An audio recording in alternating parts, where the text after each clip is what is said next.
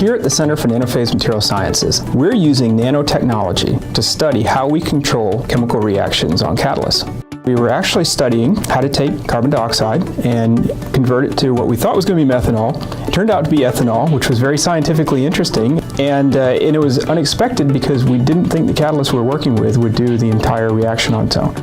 We originally started trying to grow a type of catalyst based on a material called graphene. And as it turned out, with the equipment we have, we couldn't make graphene, but we could make these little tiny spikes.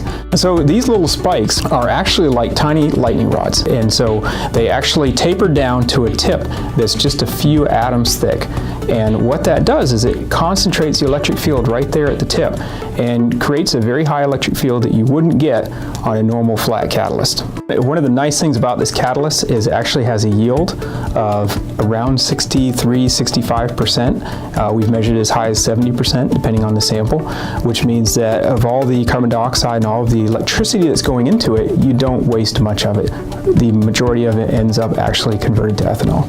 It matters technologically because ethanol is a fuel. You can use it in the current vehicle fleet right now with no modifications. CO2 or carbon dioxide is a problem right now, and if you can use it, then you're preventing it from going into the atmosphere. And because this reaction operates at room temperature, it can be turned on and off very easily with no real energy penalty.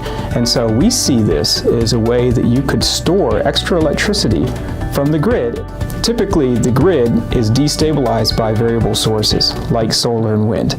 And so there's a limit to how much variable electricity or variable sourced electricity we can put into the grid.